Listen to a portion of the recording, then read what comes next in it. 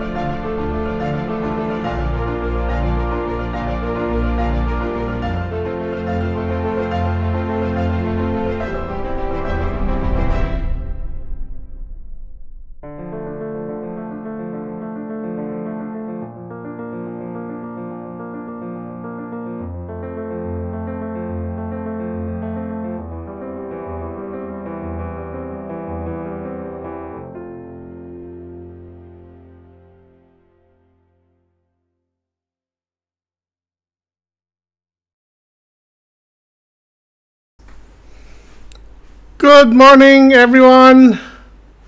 I hope you're doing good. And really, really very excited to have this inaugural, or should I say, pilot testing of Peer Channel, and we are live. And Really happy to have this opportunity and platform to link with our peer alumni.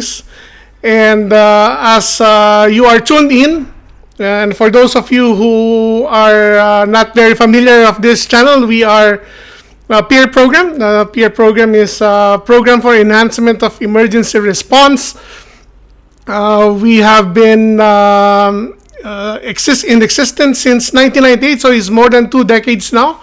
So since then, we have developed a lot of alumni and graduates of the program, and this episode intends to link our alumni and catch up with them. How are they doing, and things that looking at what are their work now, and how are they are, and after finishing their engagement in the peer program.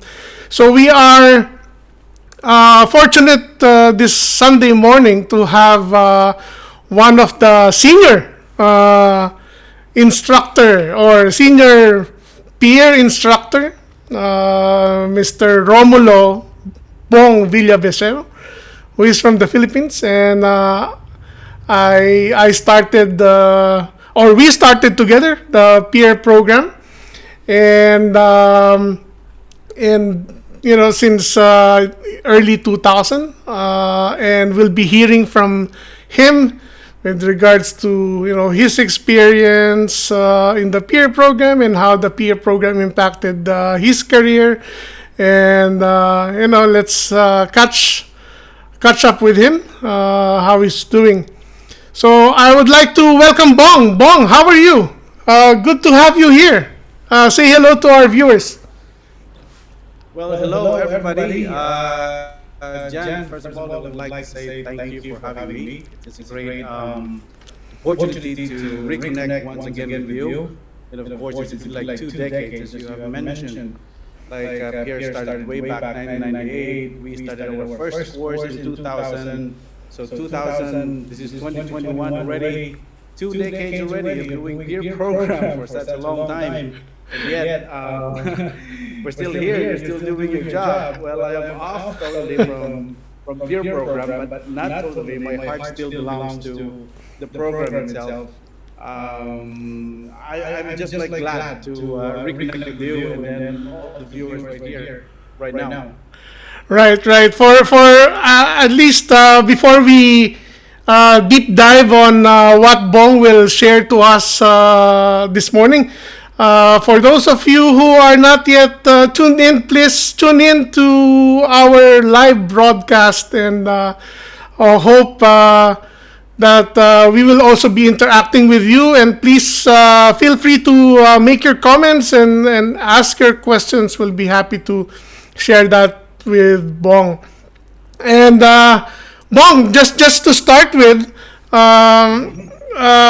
tell us your story. How did you start with the peer program, and your background, so that for the viewers that who don't know you that well, then so that this is your opportunity to introduce yourself. Well, exactly, and I'm glad to do that. Like, I mean, we have to do a lot of reminiscing in order to like catch up with such a long time being involved in peer.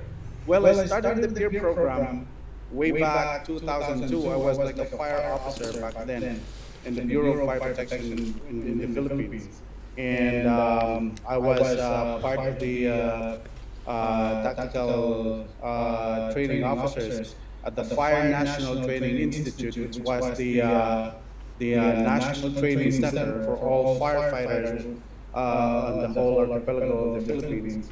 And that was like the first chance that I was being immersed into the program for enhancement emergency response. And I remember pretty well that was held in Antipolo, if I'm not mistaken. Well, obviously there were like a lot of Miami-Dade fire rescue personnel. I won't forget the mentors. They did such a good job in that one, and the whole experience just like blew me away. I mean, as a firefighters back home, we've been like very involved with different types of disasters, like pretty much like everything under the plate. You would always like welcome disasters everywhere you go as a fire department. But then back then, and I know you will agree with me on this one because I remember pretty well we were on the same team, and then you were working in the ambulance service and then the MMDA back then. So we were sharing a lot of anecdotes and experience that the pre-hospital system in the Philippines back then wasn't like really structured. So we lacked like a structured program that would address, in a special situation, just like an emergency. So that was like my first immersion in the peer program. And then it's just like, it rolled over until such time we developed the instructor development course, and then being involved as assistant instructors, and finally being a master instructor at the end. So yeah, it was fun. It was like an experience that I won't like forget.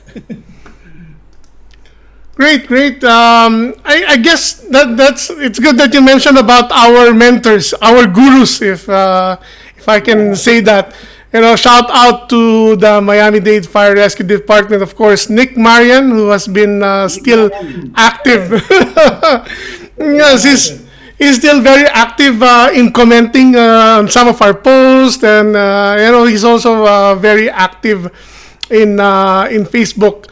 And yeah, I still remember those times wherein during that time I remember the emergency medical service system is pretty much in the infancy stage in the Philippines, and because of the peer program, it somewhat acted like a glue to bring together all these different agencies from the fire department, from the ambulance service, from MMDA, the civil defense, of course. Shout out to Dr. Mel Gabal Capistrano, who is during that time he's the OCD, the Office of Civil Defense Administrator. So he started that as well. Of course, our friends from the Philippine National Red Cross, and of course the Philippine Army, and the Emergency Rescue Unit Foundation, Bong, and Bachi. And hopefully we can get him in the show, in this live stream in the next episode, so that we can hear from him as well. Yeah, Great. that would be a great chance to talk about Chi, who was just one hell of a guy, like worth experience. Like every inch of him is like an emergency expert. Right. Just a follow up question, Bong. So how did your experience in peer shape who you are today? As you mentioned that we are in the emergency services in respective organizations before, but the peer program arrived in the Philippines. How that the peer program you learn from the peer program help you in your profession? Yeah, absolutely. I mean, it is a very significant impact on my career in the fire service. And then until such time that I got my commissionship as an officer and as a head of the fire department, I was able to train my own men, and then I was able to re-echo what we have learned from the basic courses. And then from then, pretty much like every day, part of our response is based on and cut and paste from the medical first responder course book. And then it made like the whole structure of response like easier for us to navigate. It was easier for us to like decipher like what are the things that we need, like jump kits, how to do with the response, what we need, stuff like that. Like, I mean, it's already like structured. So that's the best thing about the peer, and it impacted me a lot. Like, I have like a crew of ambulance way back in the Silocay City Fire Department, where I was like the fire marshal, and we got like different calls from. Believe me, we delivered a baby in the in the tricycle driver, and then if you haven't been trained in the medical first responder course, then you will be overwhelmed with such kind of event. But then during that time, we have already re-echoed the program to our respective volunteers in the fire service back home. Then they were like equipped. So definitely, it was like a big impact on my career. Changed the whole thing. Great, great. That's the like similarly. I think that's also the same from my end as a peer alumni as well, and I guess for I've been always sharing to people until now, and saying that I'm also a product of the peer program before I joined ADPC, and I would like to also have a shout out to our mother, Lolita Garcia. I hope she's doing. And of course, the another one is Ma'am Zendelica, and Yes. and of course Parichat. Parichat is there, who started it all as well. Good, good. So, there's it's always good to reminisce all these experiences in the peer program, and as I was making the introductory video last night. I just made the video last night, and it gave me goosebumps actually, and it reminisces the old times wherein we hear the constructive criticisms as instructors from our mentors, and of course the advices from our seniors during that time. But that helped us shape what we are now. So of course, it's not all smooth sailing in this type of work, Bong, as you know. In just another question would be, in your career, what were the challenges? What were the, if you were, give us a time in your professional career wherein you have these difficult times and challenging times, like you don't know what to do and everything, and how do you manage it, and how do you overcome all those difficult times?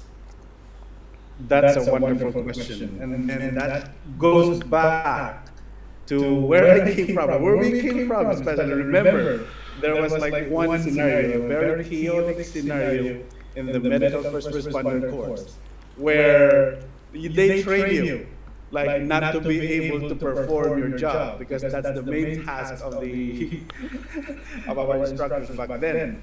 They told us like that, different techniques on how to splint, wound, stop the bleeding and stuff like that. But then when you encounter the real thing in the field, that's the only time that you experience chaos. And then the same thing that goes with your question. What are the different challenges? There's a lot of challenges there. Every scenario in the actual response is like different. It's like a thumbprint. Like it's very different. And we always like go and pause and then rethink and then reminisce that time when there was like lots of chaos in the medical first responder course. And then that's the only time that you realize that if it's not safe, don't go, and then rethink and then redo your procedure. And that's the only thing. And a lot of times it happened to us, and then eventually we were able to get through with it. It's just because of that plain and simple exercise that we were able that they relate to us and trained us on how to respond accordingly in times of chaos. That's good. I remember who said that. I think it's Nick. The concept of tunnel vision, right? Yeah. Because in this field, it's not about only one particular patient that you are dealing with. There's a lot of factors around you, especially in the field. We are both nurses, and the work in the hospital is totally different compared to what we've been doing in the field. And in the hospital, it's all organized. When you need something, it's there in the cabinet. But in the field, there are dogs. There are a lot of things. Cars left and right if you're in the middle of the street. So those are some of the challenges. Which is right. You need to step back, I think, in order to look at the overall picture. Yep. That's the best time then to reminisce that exercise. And then, of course, it's not easy, of course, because we were talking about our own career as nurses. In the hospital setting, it is always like structured. If you need like a very professional opinion, then you can call for doctors. But if you're in the pre-hospital scenario, where the only person who is like having the exact experience in that one is you, then you don't have any like lifeline to ask. Then that leaves you like something you have to decide, or else it's between life and death. And then our medical first response instructors were very good at re-echoing and telling us that whatever decisions you have in the field is better than having not any decisions at all. So that's the thing that I learned most in the program itself. Right. Good. Let's go to a lighter side of Bong because we also want to learn more about what have you been doing now, and we know that you have been away from the peer program for quite some time. You were here in ADPC in the peer program, and you left. Tell us where you are now, because not everyone knows where you are. What have you been doing, and what's your work now? Yeah. So I'm basically located right now in London, Ontario, in Canada, and I'm working as a registered nurse. And right now I am an independent nursing contractor. I used to work in the dialysis center, and I have so many experience back home working as a nurse. But right now I prefer working in the community setting, because that is, I guess, where I am like I feel like I'm dwelling very well. And this has some sort of a relation when it comes to like the peer program, because it's basically the same kind of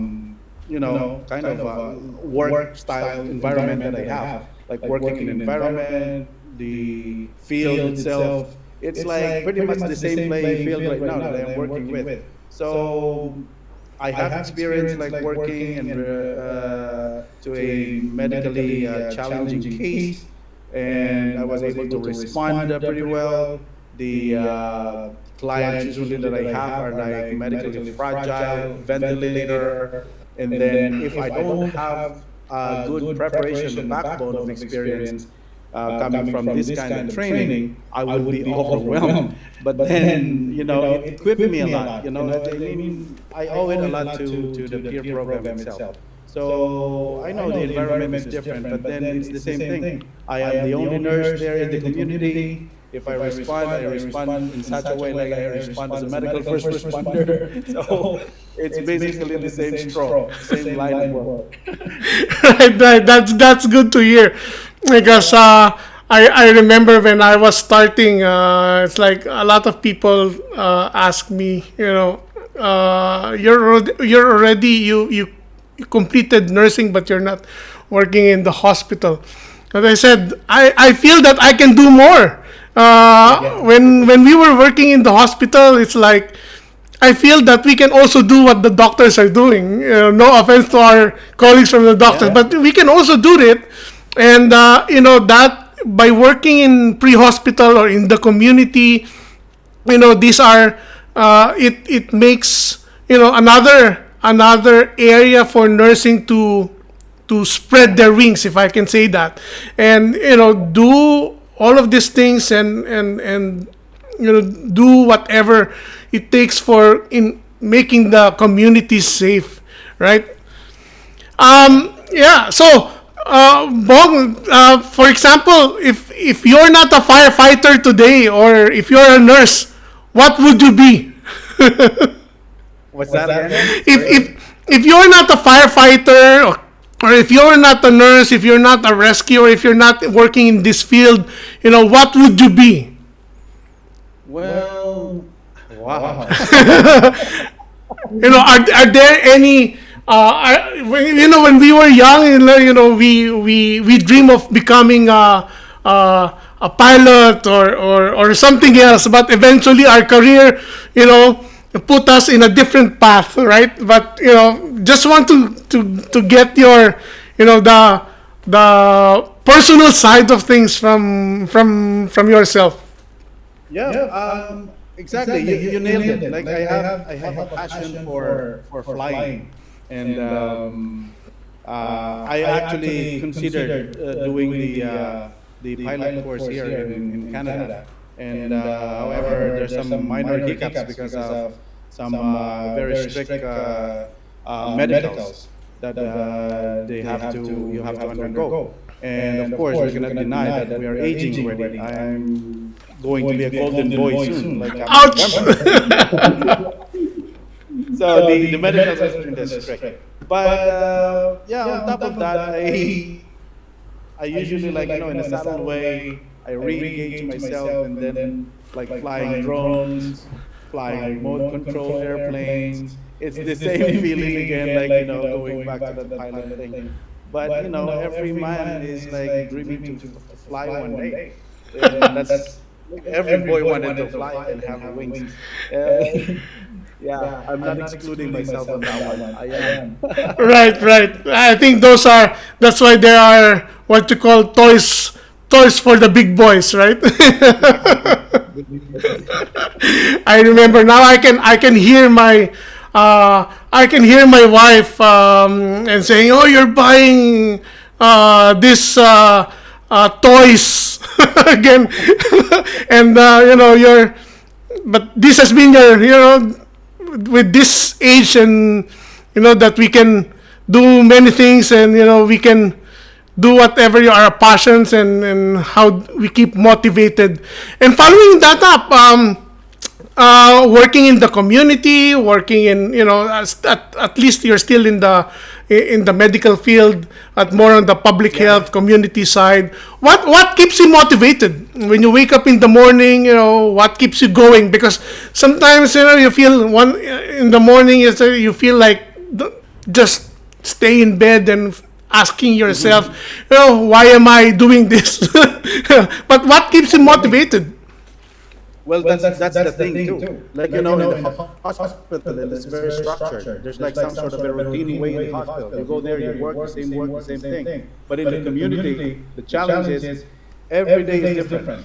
Every day is different, and then that's where the excitement is coming from. Like, it pops up every day like a new day. It's a new day, so you keep on going.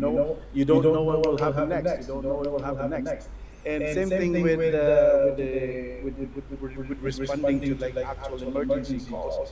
That's the thing. You don't know what's beyond that. So that's the thing that keeps motivating me. It's the challenge, like, facing the challenge, like, in each and every day. Like, that's the cream of the thing that I just wanted to go. It's because of that. Like, it's the burning need of like having that meeting that challenge, like, out there. Right, right. I think those we need those challenges, right, to keep us going, and to keep us motivated, and it won't be exciting. Life won't be exciting if there's no challenges. That's true. That's true. Right.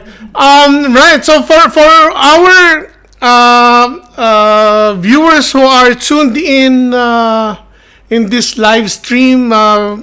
Happy to have your questions. If you have some questions, if you want to shout out with somebody, please post your questions.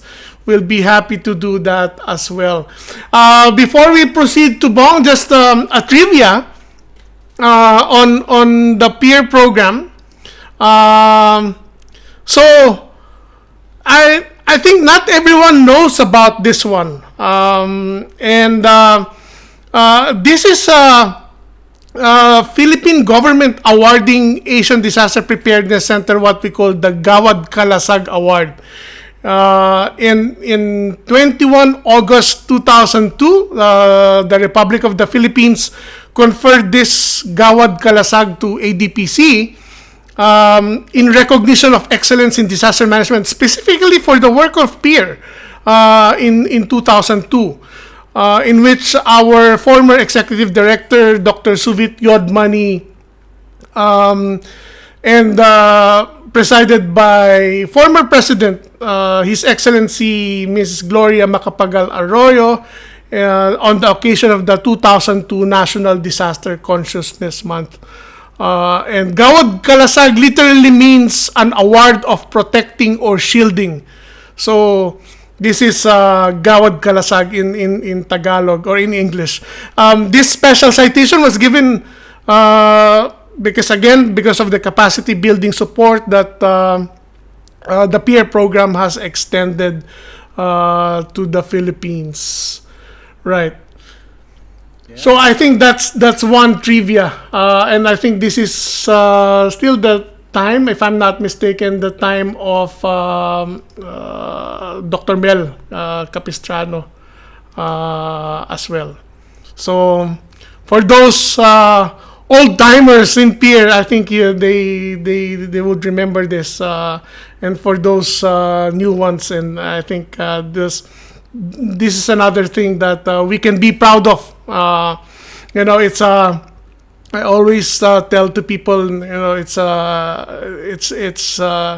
not an organization, it's not individual organization, it's not ADPC or NSET or USAID. It's about the program and the different organizations and the people behind those organizations who has been tirelessly working and been striving really hard to, as I mentioned in the video, there's a revolution of adhering to standards, if I can say.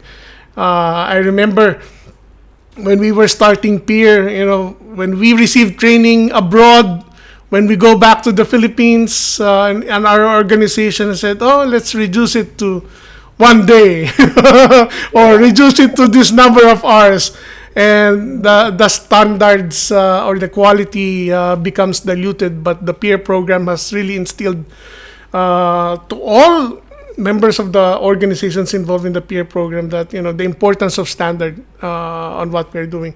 And because of that work in the more than 2 decades of work of the peer program, we've seen this strong bond of fraternity, right, of peer alumni. I remember when I go to the country, if I say peer, oh, I'm a peer alumni, there's an immediate bond of that, because, or if you say, oh, I'm a peer instructor, yes, I understand you because we went through the same standards and hardships in being an instructor. So I think those are some of the things that we can be proud of. Want to share one more picture, Bong, and we can talk about it. And this one, can you talk about this, Bong? Where is it? I can say sorry. Oh, this is in, okay. yeah. It's wow. So yeah, I think this one is in Pattaya. No, not Pattaya. In Chiang Mai. In Chiang Mai, yes. Yeah, this is in Chiang Mai, and I remember fully well most of the instructors. Yeah, like, can we have a roll call from Nick? That's Yeah. Nick, right? Yeah, that's Nick Marianne. That's I forgot this guy here. Third guy is Gio. Gio. Yeah, Gio. And sorry, my memory is Jack. I think that's Jack. yeah, that's Jack. And then who's that? Senior moments. The other one is Gary, the one with the Yeah. glasses.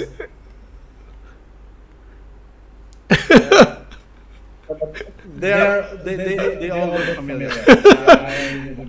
And the Philippine contingent. Yeah, that's me with the hero shirt, Jet Corona, Major Bautista, Bachi, who is this guy?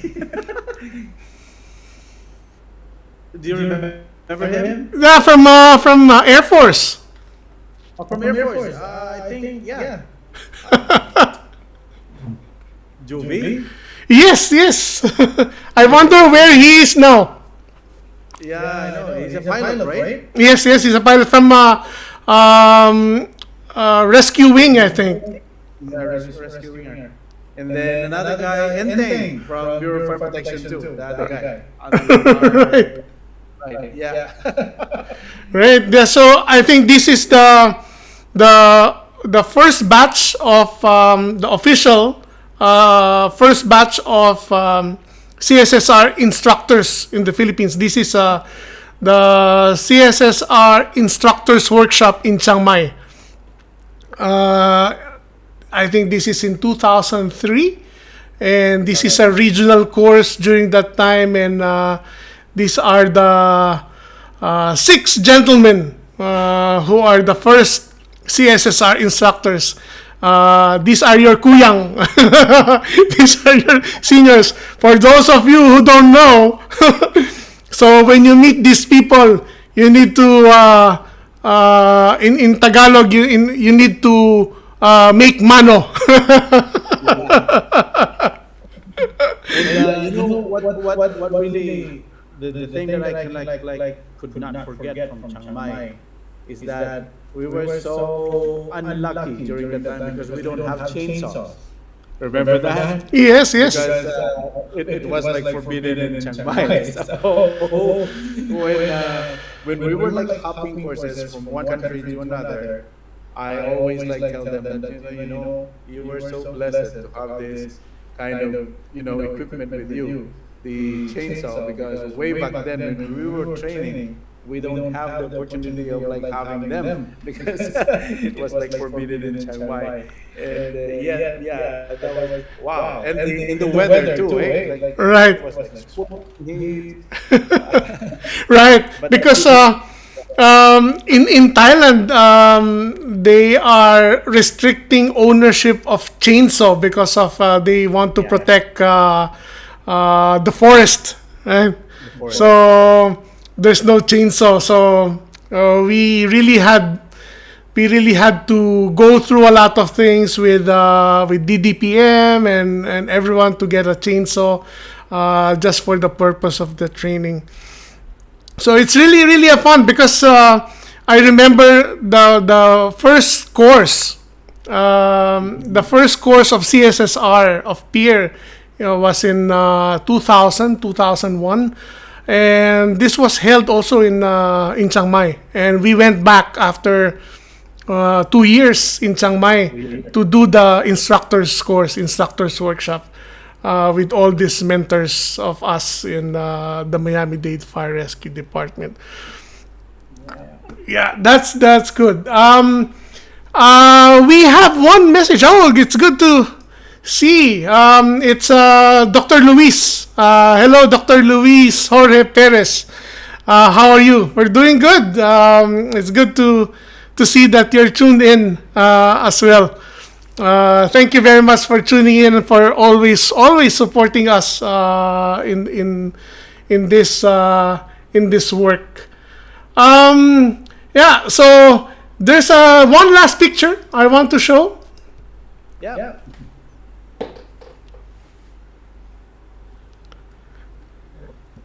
This is the MFR course in Tagaytay. Oh, You remember? okay, there you go. This is somewhat when I was searching for some old pictures as I was sharing with you offline earlier. The pictures during those times are low resolution, so it's not. So we have very limited pictures, not compared today. The phone cameras and everything are good qualities because, but before we have low res. It's good that we were able to salvage some of the pictures. When I saw this picture, it's somewhat emotional because we lost some people right along the way, and of course, we have at least two-person, I think, from this. This picture in particular. Yeah, go ahead, Bong. You can talk about it. Yeah, I can recognize clearly, like pretty much like most of them. Dr. George Rojo, Dr. George Kabigding, Dr. Badong, who unfortunately we lost him already. Dr. Vilma Carlos is still there, and then we lost her too as well. Leo Ibajo, Jasmine, Glenn, Aurora, Peter, Divine, Dr. Pring, which is a dentist from Bureau of which is already in the States. Major Chona Herrera, which is already in the States too as well, a nurse as well, and then a member of the Philippine Air Force. And Major Diab, guy from the DOH again, who is it? Dr. Arnel. Wow, I miss Dr. Arnel. Kind regards to Dr. Arnel. Yeah, shout out to Dr. Arnel. Yeah. Wang and a bunch of guys from MMDA, I think. Yeah. Right. So these are, the one of the many, MFR courses that we did in the Philippines, and with some of the original MFR instructors. Yeah, that's really good to reminisce those pictures. But again, as I put in the introductory video, these are some of the old friends that we lost along the way. Dr. Vilma Carlos, Dr. Badong as well. And of course, not only in the Philippines, in Nepal as well, and we're going to talk about that when we have our future episodes in other countries, and of course India as well. Some colleagues from NDRF when we train people from CISF. It's unfortunate that we were supposed to have Arun with us, but I guess he's on his way. He's on the road, so maybe next time we're going to have him in our in this segment, in this show. So yeah, so I think this we're almost into. I know it's almost midnight now in Canada, and it's good that it's a weekend. Just to go back, Bong, just to close this segment, what advice would you give to someone trying to pursue a career similar as yours? Okay. It's a good one. Like I think one strong advice I can always like say, and I always like say this to the people that I train way back home, is the burning desire to serve. Because nothing beats that burning desire to serve. Because if you don't have that kind of, as a starting point, it's useless. I mean, it's not going to be an anchor to what are you going to be like your hopes in the future. I mean, one way of doing this is disaster. Pretty much like it's everywhere, and it's going. And it's not going to stop anytime. So the only way to do it is to train more responders, and then the significant ones, and continue the burning desire to serve. I think that's the only word that I can like always relate to the people who are like, you know trying to think of going this path, as a career in the future. And to those who are like dreaming to become like disaster responders and managers as well. Yeah. Great, great. That's a good advice because people also ask me, and how what is our secret that for 20 plus years we're still here, alive and kicking, under the peer program specifically for me. I've been there since the beginning, and I said that if your heart is not on it, and if you don't have the passion to do these things, I think you're in the wrong profession. And if you really don't, when you wake up in the morning, the first thing that you at least personally for me, the first thing that you think is, how do we keep this going? How do we keep people interested? And how do we keep a lot of people talking about preparedness? How do we talk about, getting the interest of people getting engaged in this type of work? So I think, and fortunately enough, one of the good things that happened in the pandemic is it made us think creatively, and because of the COVID-19 and work from home, and we now have this platform of linking up with graduates and alumni like like yours, and and talking about and having this segment of catching up with people. So it's good. It's good. So my last question, I will usually ask this question to all the people. What is preparedness to you? How do you see preparedness? If you describe it, what is preparedness for you, Bong? Well, preparedness for me is something that is ingrained in you already. No matter what, like you should like equip yourself in a particular instance. Like it's not like just like memorizing A, B, C, D, but in moments of uncertainty, in moments of quick decisions to make, it's already ingrained in you. That's preparedness for me.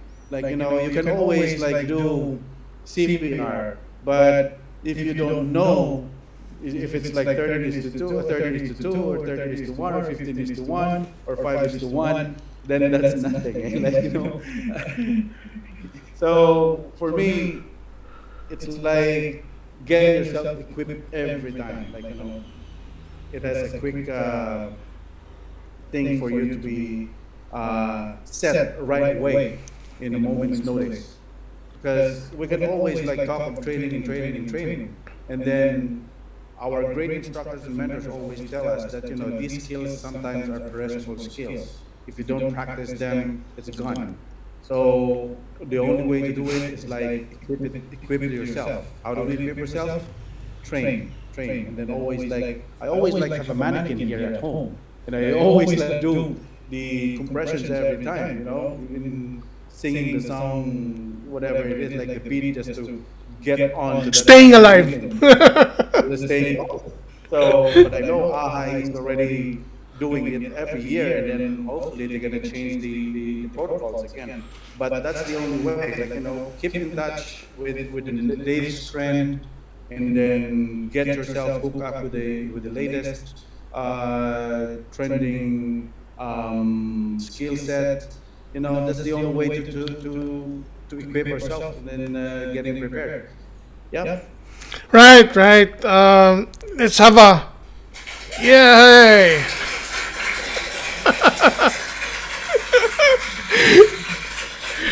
All right. I'm just playing around with my stuff here. So, yeah. So, I guess being prepared is always asking yourself, what if, right? What if this happened? What if this happened? If you are prepared in situation A, what if situation B happened? So it's a continuous way of, or continuous thinking of, the possibilities, because not there is no one disaster or emergency that are the same. Even though it's an earthquake, even though it's a car accident, there are different factors or scenarios that might complicate things in different ways. So preparedness is like, being aware of what are those possibilities, and relying on your training to get applied in those situations, unexpected situations. And speaking of that, because as you know that we have been doing the peer program for 20 years, and since we started, we have been focusing on training, right? And I guess after 20 years, one of the major lesson that we identified is that, is training enough? In when we look at capacity building, capacity development in emergency response, training is just one small component of capacity development, and there's a lot of factors that we need to consider. And we are fortunate and lucky enough that USAID, which is the main supporter of the peer program, has expanded the scope of the peer program, specifically at this phase, wherein we are focusing more on institutionalization. So there's a big paradigm shift of how we do and implement the peer program now. We are not going to the country and say, do this training, you need to deliver this 1, 2, 3, 4 training. But, what are the systems that needs to be in place in order for these training systems, training methodologies, training programs to stick in the organization? Because it's not forever that USAID will be supporting us, right? And we need to think about, how do we sustain this? It's a pity if we lose all these achievements of 20 years, this effort and all the work that we've been doing for 20 years, if we don't really put the right system, the right arrangements with the organizations, and also with the national organizations, with the national disaster management organizations as well, wherein the right policies, the right guidelines that needs to be in place in order to support, as simple as having a national standard, for example, of training, national guideline for training, in which I think this has been our focus in the past couple of months in implementing the current phase of the peer program. So it's a really exciting times for the peer program, because we are expanding, not only looking and focusing ourselves in training, but there's a lot of activities that we are trying to implement, and of course the countries has been adjusting as well. So I think, yes, Bong, go ahead. Yeah, that's one thing that separates peer from other program. It's because of its like the power of its implementation strategy. the partnerships with the national governments, how they try to decipher and then actually involve regional and national DRR strategies on the specific country. The institutionalization strategy as well. That's one thing that I like because it gives the country a sense of ownership, and at the same time they can mold their own training programs that suits them needs, the equipments and stuff like that. And of course, one thing that I really would like to give like some sort of a five-star criteria for the peer program is the learning exchange. You have mentioned that there's some sort of a invisible bond between peer program graduates. If you travel from one country to another, and then someone will say that I'm a peer graduate, there's an instant bonding right away that produces like in between. And this is where learning the knowledge and exchange happens because of the good communication and then the strategy to connect. And it's such like it's a wonderful program that it's beyond my explanation that and it rolled out to be like very well. Yep. Right, right. There's a lot of best practices from all these different countries that we can pick up, and a lot of lessons that other countries, not only within the peer program countries, but also beyond the peer program.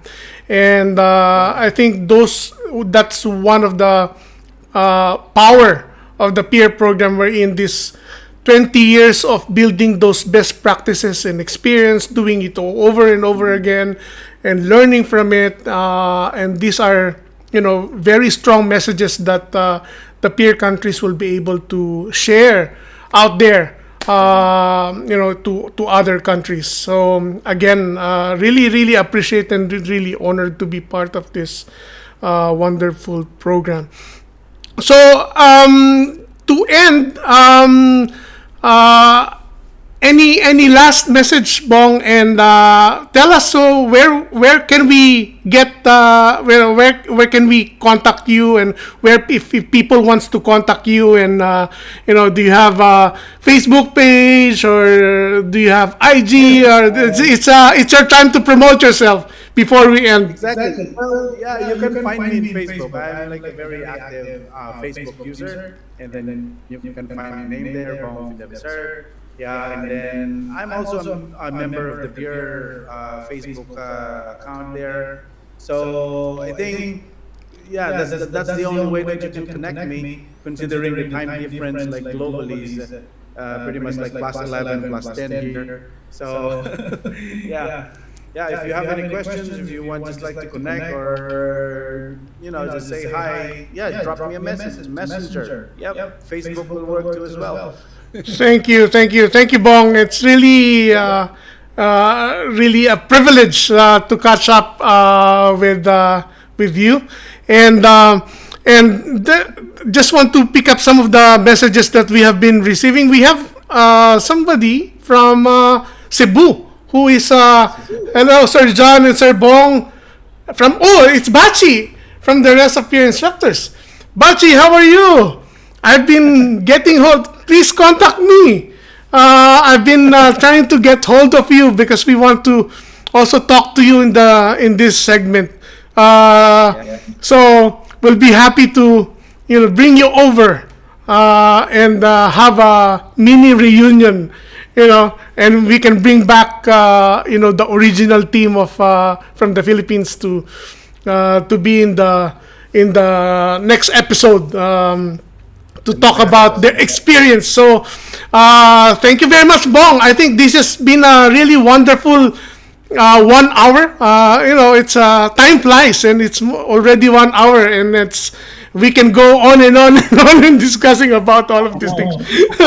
And thank you very much. I know it's almost midnight from your end, and thank you for giving us time for in this inaugural test or inaugural show of under the peer program talk show, if I can say. So again, thank you very much, Bong, and send my regards to the kids and the family. Stay safe, stay well, and take care. Yeah, you too, John. Well, thanks for having me, and then kind regards to your family as well. And you're doing such a good job. Like the TV is doing such a good job. I know you're expanding here to Afghanistan and Maldives and whatever. I know we started this program only like 5 countries, and then now with your expertise, you're there now as a manager. Come, do more. Thank you so much for having me. It's a Thank you. pleasure. Thank you very much, Bong. Hopefully, in future episodes, we'll be getting you on board again. Yep, for sure. No worries. Thank you.